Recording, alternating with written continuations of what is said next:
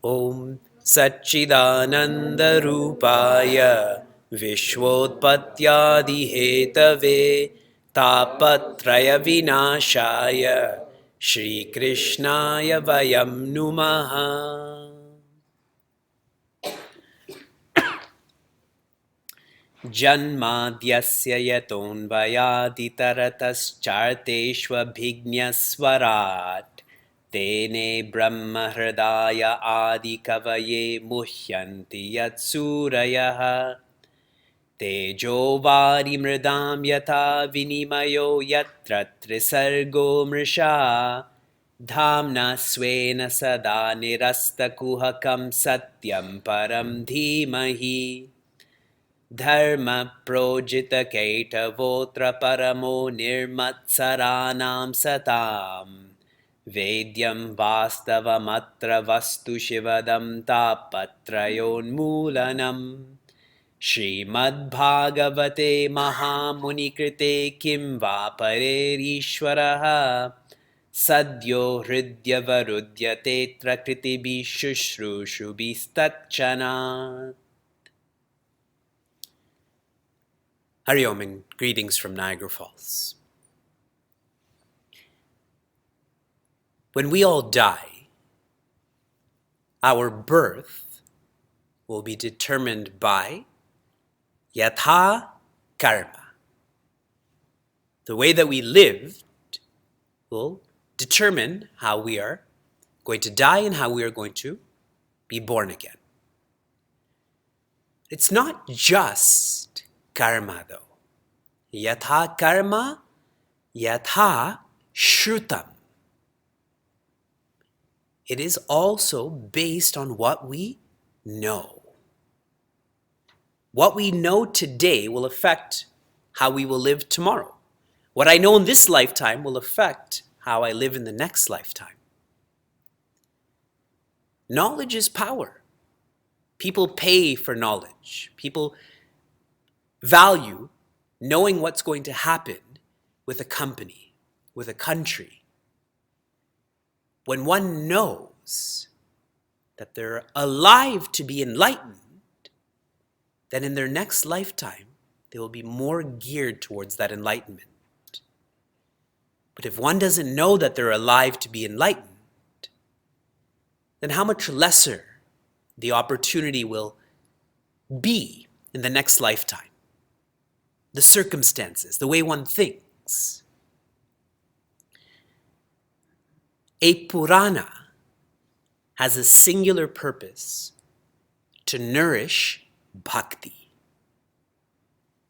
There's lots of scriptures, shastras in Sanatana Dharma, the Upanishads, Bhagavad Gita, Prakrana Granthas. The Purana is only for bhakti. And one will know that they're studying a Purana, that they're getting this knowledge when they become Bhagavat Akara. The word Akara means form, like Omkara.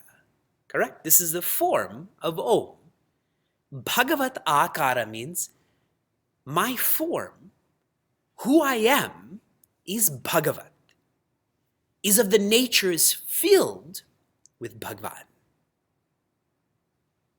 Last week, I'd mentioned that when someone hears and speaks about Bhagavan only, even when they're careless, it's still Bhagavan, right?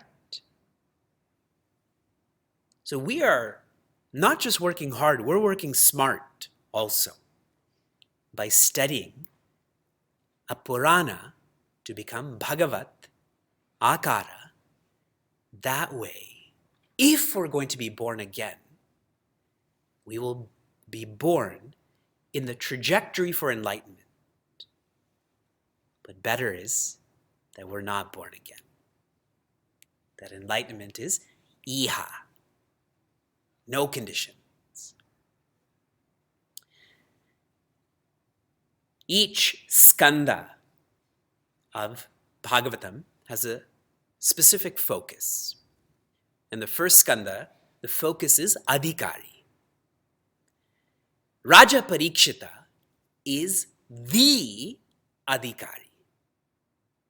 When we think of students amongst ourselves in the scriptures, his name needs to be near the top. His name itself means the one who engages in vichara, in thinking.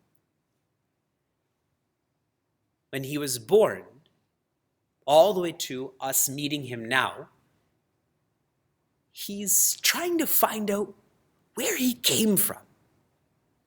What is his source? Very much like in Indian tradition, we have a reverence for Ganga, that is the river. What I'm told is that in two places, the Ganga doesn't flow east, but rather goes back to her source and then keeps flowing east. Those two places are Kashi and Uttarakashi. That's where the river Ganga goes back and then goes forward. And these have become holy places, correct? Varanasi, Soumya-Kashi. Now, if I take this to an implied level, I said Ganga the river, there's also Ganga the knowledge. Knowledge is that which helps us to go back to our source, to the Creator, to our nature. Raja Parikshita, he's the epitome of Ganga the river, of Ganga the knowledge. When he was in his mother's womb, it is only the Creator's kripa, it is Bhagavan Krishna's grace that allowed him to live. Without that kripa grace, he would have died, his mother would have died, all would have died. Connecting this to magical mantras, if you know someone who's going through a tough time with a pregnancy, then the shlokas that share how Bhagavan Krishna saved Raja Parikshita, these are lovely shlokas to remember, to share. As we continue with Bhagavata, the second skanda, the focus is sadhana. Only when one is an adhikari, when one is sincere, will one be taught sadhana. If someone came to me and casually said, teach me the message of Bhagavad Gita in a minute, what will I say? I'll say, focus on your breath. But if someone said, please teach me, I'll come every Sunday, I'll come every day, email me, call me, then I'd be able to give a fuller message of Bhagavad Gita, right? Raja Parikshita has no agenda. He's going to die. He has no intention to make his kingdom flourish. He has no intention to share Bhagavata. If you think of Bhagavan Brahma, if you think of Rishi Vyasa, I'm using this very lightly, they had an agenda, no? Bhagavan Brahma, his agenda is to create. Rishi Vyasa, he's a missionary to propagate. What was Raja Parikshita's agenda? Just himself, in a sattvic way. He wasn't taking selfies to show to everyone. He wasn't tweeting things that other people should do. It's about his own sadhana.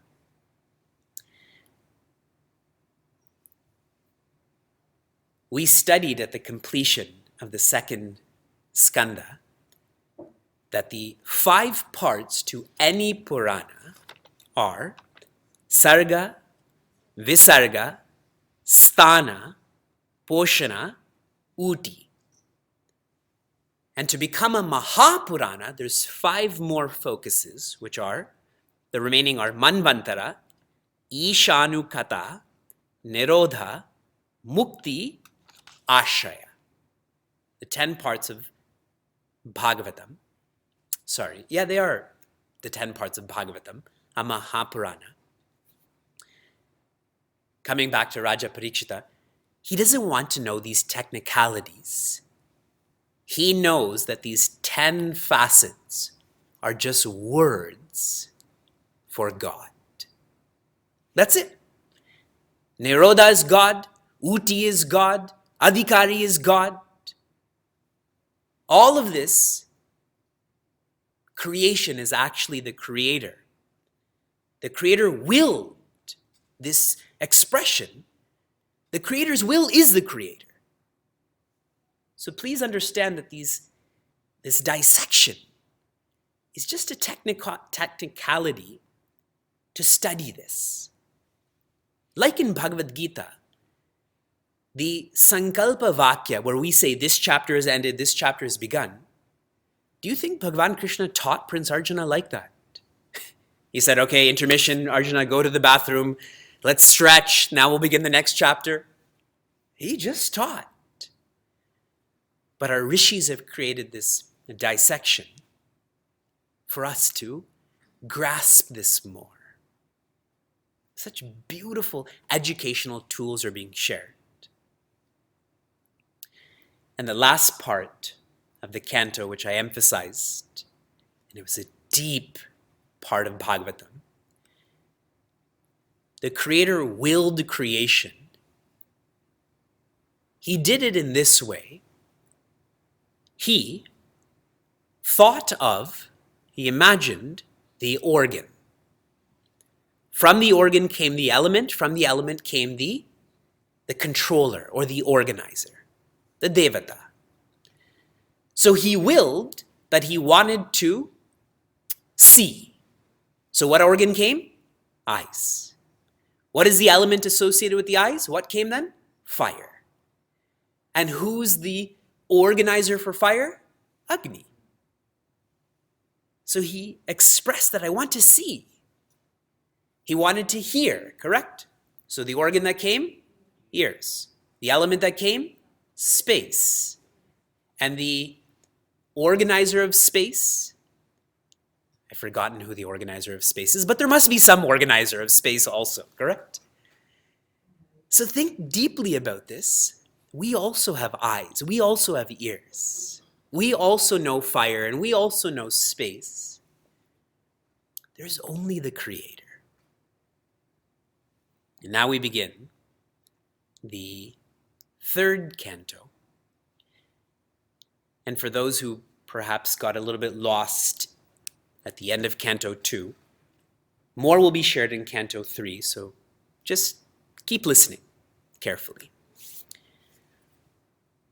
I am going to read from the 5th chapter, the 5th adhyaya, the 2nd shloka, lines 1 and 2. 5th chapter, 2nd verse. Sukhaya karmani karoti loko natai sukham vanyad uparamam va vindeta bhuyastata eva dukkham yadanna yuktam bhagavan vadennaha. Vidura uvacha. Rishi Vidura. They call him Vidura, but he's a Rishi. Rishi Vidura shares that everyone is trying to find happiness, but all they're finding is unhappiness. So what's the point in all of this? Tell me how to be happy. And who is he sharing this to? He's sharing this with Rishi Maitreya. So now, where did these personalities come together? I'll share some of the context. How many chapters were in the first skanda of Srimad Bhagavatam? 19. In the second skanda, 10. I mentioned this is the shortest. This skanda has 31 adhyayas, 31 chapters. And how this dialogue begins is, Rishi Shaunaka is asking Rishi Ugrashavas about the dialogue between Vidura and Maitreya. Now we elevate this. Raja Parikshita is asking Rishi Shuka about the same meeting. What did they talk about? And now Rishi Vidura is asking Rishi Maitreya. That's how this dialogue has come to be. In the first chapter of this skanda, Vidura loves going on yatras, like some of us, right? Every time there is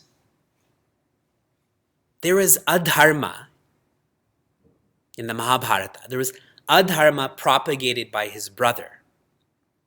Who's Rishi Vidura's brother? Raja Dhritarashtra. Whenever he allowed the attempted assassination on the Pandavas, when he allowed the war to go on, Rishi Vidura always left. But remember, he tried his best. He would try to educate his brother. You don't need to do this. He's the one who said your son is selfish and he's going to be the cause of destruction for all. A lot of this became famous. This is known as Vidura Niti. This is statespersonship. How to be a mediator. But Raja Dhritarashtra, he was physically blind, he was mentally deaf. He never heard these words. So Rishi Vidura would leave and he would go to different holy places. And once in his wanderings, he met Rishi Uddhava. He met Rishi Uddhava, and I'll tell you more about him. When Rishi Vidura meets Rishi Uddhava, he asks him so many questions about the Pandavas and specifically about Bhagavan Krishna. And some of the highlights from this, there's a whole chapter on this. He asks, how is Guha? How is Guha? Now, when you think of Guha, you think of Ramayana, correct? But Guha's actually an incarnation of Subramanya. He's an incarnation of Mother Parvati's son, and he's on the Pandava side. I thought many of us didn't know that, but even Subramanya incarnated to help Bhagavan's work. He says, how are the brothers Nakula and Sahadeva? He says, they're like eyes, Nakula and Sahadeva, and the brothers, Arjuna, Bhima, Yudhishthira, are like eyelids. That the elder brothers never allowed their younger brothers to feel any discomfort, to be hurt. This dialogue is so lovely, these details.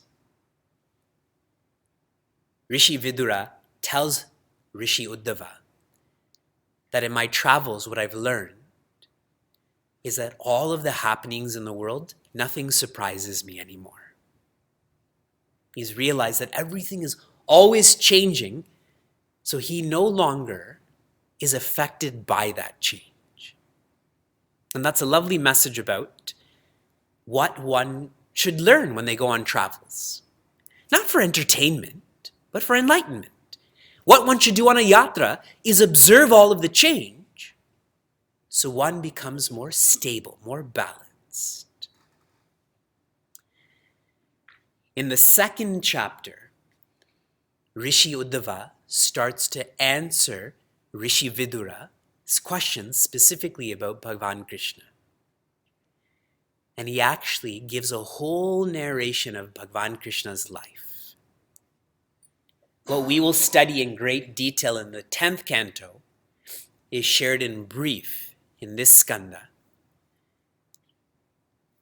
Some of the highlights of Bhagavan Krishna's life. Rishi Uddhava says Bhagavan Krishna took incarnation because all of the fierce creatures that he created were persecuting all of the mild creatures that he created. He created Hiranyaksha, he created Hiranyakashipu, he also created Varaha, he also created Prahlada, correct? And that shows for all of us, Bhagavan Krishna, our God, is watching. We feel rattled, we complain. What is happening to the world? Why is there so much violence? You think God is looking the other way? He knows he created the fierce and the mild and will restore balance. To have faith in that. Rishi Uddhava says, it sorrows him so much when he thinks about Bhagavan Krishna acting as a servant. How Mother Yashoda used to tie him around his waist and he used to cry. That makes him sad that this is the Lord of the universe that is crying. How he was the charioteer to Prince Arjuna. All the dust would go in his eyes. The blood would be splattered on him. He's saying that our Lord took up all of these forms as a servant to us. This is shared in chapters 2 and chapters 3. Then in chapter 4, Rishi Uddhava tells Rishi Vidura on Bhagavan Krishna's last day, before he lets go of all of his names and forms, he's sitting near the Saraswati river. He's leaning on a Ashwatha tree. And it's even stated that his right leg is resting on his left thigh. And he's absorbed in joy. Now you have to visualize this. This is the last day of Bhagavan Krishna. And to give you a reference, if you ask a devout Christian about the last day of Jesus Christ, they will know every detail about that, including the night before, correct? Imagine I didn't tell you these details. Tell me about the last day of your God. We don't know. How important this study is then, correct? This is how Bhagavan Krishna was. And at that time, Rishi Maitreya came there. And Bhagavan opened his eyes and spoke to Uddhava. So now I'm going to tell you some details about Rishi Uddhava.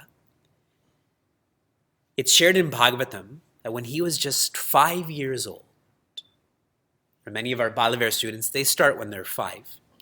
He used to refuse to eat because it would stop him from worshipping Bhagavan Krishna just in play. At 5 years old, he didn't know who Bhagavan Krishna was, but he would visualize worshipping, offering flowers, washing his feet at the age of 5. And when I read this, it reminded me a lot of Swami Chinmaya, how he used to close his eyes and do puja, offer puja to Bhagavan Shiva. And look at what Rishi Uddhava has begun. So he would do this. What Swami Tejramananda shared with us is that the Hanumanji to Bhagavan Rama is the Rishi Uddhava to Bhagavan Krishna. That's how close Rishi Uddhava was to Bhagavan Krishna. And when Bhagavan Krishna was leaving, this is his last day, he knew that if he left, all of his knowledge and teachings would go. So he gave all of his knowledge and teachings to Rishi Uddhava. That's the purpose of Rishi Uddhava, to carry on the knowledge, the teachings. So Bhagavan gave him, Brahma Vidya gave him Srimad Bhagavatam. And Rishi Uddhava was asked by Rishi Vidura for the same knowledge. And Rishi Uddhava says, I'm not supposed to give this to you, but Bhagavan Krishna on his last day told Rishi Maitreya to teach Rishi Vidura about Bhagavatam, to give him this Brahma Vidya. So please try to feel this. Someone you respect and love and revere, it's their last day on earth. You're not with them. They're with some other people. And they tell these other people, tell about you. Make sure you let her or him know that I was thinking about them. In this case, Bhagavan was thinking about Rishi Vidura so much to share this knowledge, this teachings with him. So lovely. When Rishi Vidura hears this from Rishi Uddhava, then he starts wandering around trying to find Rishi Maitreya. And he happens to find Rishi Maitreya in Haridwar. I know one of our centers, they're studying in Haridwar too. So Haridwar is highlighted here. And he's now coming to the question that is asked. He shares that people are engaged in karma. We're all engaged in karma. Why are we engaged in karma? For sukha prapti. Are we feeling the presence of joy? No. So then we try to engage in dukkha nivritti. Let at least pain be absent. But what's actually happening in the way that we're acting is the presence of joy is not there. The absence of pain is not there. What is happening is pravritti of dukkha. That more sorrow is manifesting in our lives. So please tell me, what is your upadesha on how to be happy once and for all? As Rishi Maitreya speaks to Rishi Vidura, there's another lovely part where Rishi Maitreya tells him about the varnas, tells him about the responsibilities of a brahmana, of a teacher, of a kshatriya, of a leader. And Rishi Vidura stops it and says, Rishi Vyasa already taught me all of these things. I'm not interested in worldly matters. I want to know about happiness. I want to know about God. And Rishi Vidura points out to Rishi Maitreya that it is because of people's papa, because of their wrong karmas, that they don't get a chance to listen to or think about happiness. They don't get a chance to listen to or think about God. And he says what's more unfortunate is that when people have the opportunity, that they are udasina, that they're indifferent to the opportunity to listen to think about Bhagavatam or Bhagavan Krishna. So I want to check all of us on this. We have the opportunity and we're engaging in it. But are we indifferent to this? An indifferent person to Bhagavatam is, if this is here, good. If this is not here, also fine. That if something more important on Sunday comes, then that takes more importance. That's unfortunate. And Rishi Vidura knows that he doesn't want any secondary knowledge. He wants the truth.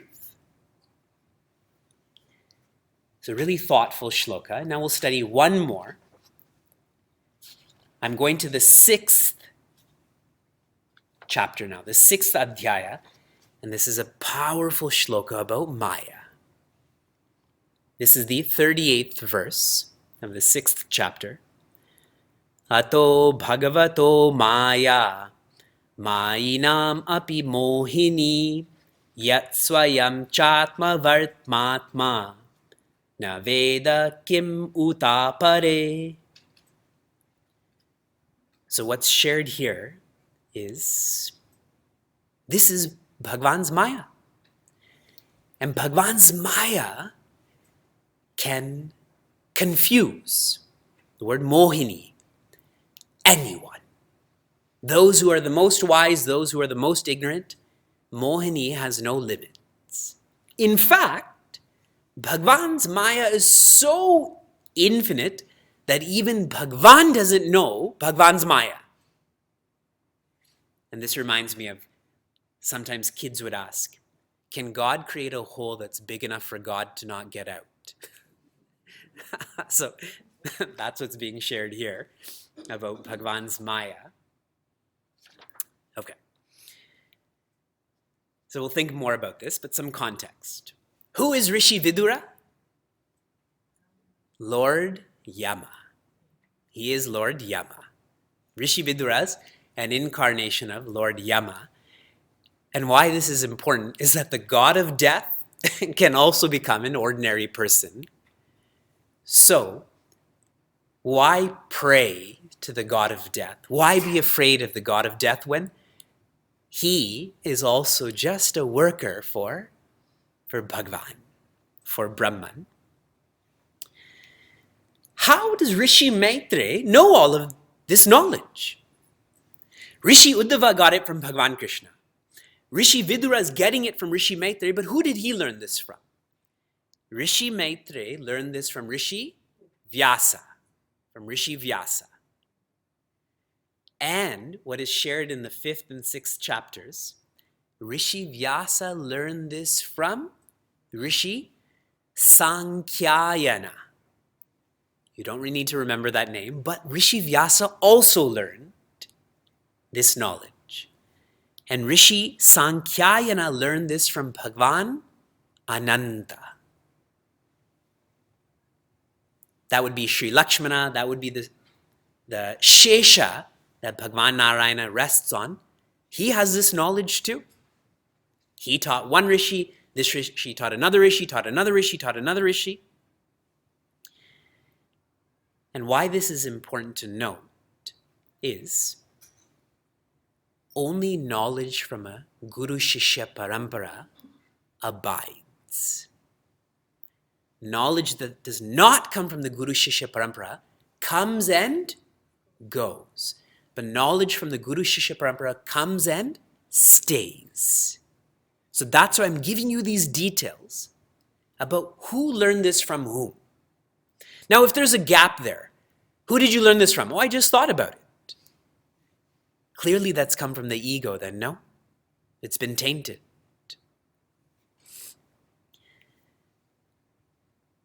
In this dialogue between Rishi Maitreya and Rishi Vidura, I want to just highlight some more parts. At one point, the Devas are being described, and the Devas say that the path of knowledge is like following birds to a bird's nest. Can you follow a bird? Try it. That will be your raw for this week. Follow a bird to a bird's nest. We will die before that happens. That the path of knowledge is like that. The path of knowledge is the Upanishad, the Veda, will naturally lead to the person who's given the Upanishad Veda. That's Bhagavan's mouth, Bhagavan's word. It's hard. So the Devas share that we're not interested in the Upanishad and Veda. We're interested in Ganga. So what is the comparison here? That where does Mother Ganga come from? Mother Ganga comes from the feet of Bhagavan Narayana. That we are going to submit to Mother Ganga because Mother Ganga will lead us back to your feet. We're not interested in your mouth. We're interested in being at your feet. That's the path of bhakti. That it's much easier to follow the Ganga. We can get there too than it is to follow a bird. I had mentioned that more details about creation are shared. That Paramatma incarnates as Virat. The first incarnation of the infinite is Virat. and that all of us are born from the Virat, which means we're all incarnations too. We're all avatars also. So you have Paramatma, who's infinite. The first incarnation is Virat, and from that Virat comes all of us. Which makes us think differently then. That I shouldn't think I'm just a human. I shouldn't have doubts about myself. That I'm an avatara also. Now, this particular shloka about Maya, why Maya is described as being infinite. That Maya makes the impossible possible. To make the infinite finite, it's as if you need an infinite power. As if. And what Swami Tejomayananda shared about this is, as long as you're in the dream, you can never know that you're dreaming. It's only when you wake up from the dream can you come to know the dream, correct? As long as one is in Maya, Maya is infinite. But once you internalize this knowledge, once you reach Bhagavan, once you come out of Maya, you come to realize that Maya is not infinite, but Maya is finite. That Maya can end. That's the message here. We think, how? This is impossible. We have already felt the impossible has become possible. So why do you deny it, that the impossible can become possible again? We can be free. In our study this week, one general thought, in addition to the specifics, is that there's a whole lot of samvada going on. Yes? A lot of dialogues. This samvada that our rishis are engaged in is their sadhana. They're asking meaningful questions and getting meaningful answers. That's why when we do small talk at work, at home, at parties, that's not samvada. That's vada. It's talking, but it's not a dialogue, correct? Some of you are feeling, you do a lot of vada. I don't know about samvada from you. I'm trying samvada, but see the difference. Vada doesn't lead you anywhere. Samvada leads you deeper, out of Maya. And Guruji, he shared, this samvada, this sadhana is our escape plan. We always need an escape plan, correct? Even when you buy a property. In Cleveland, we're really close to buying an ashram, but we have contingencies. That's our escape plan if we don't get the zoning. If the members of Chinmaya Mission Cleveland don't donate enough money, samvada, right? So we always have an escape plan. This is our escape plan. The sadhana of these rishis is really the samvada. If we can follow along, if we can live by the upadesha, this will be our way to happiness. Not just escaping from pain or creating more sorrow. This is the only way. Rishi Vidura has traveled everywhere. He's tasted all.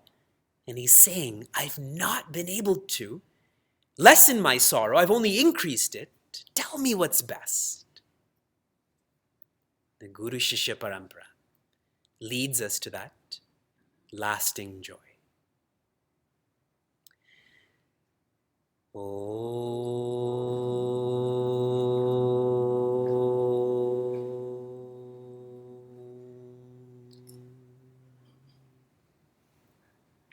Narayan.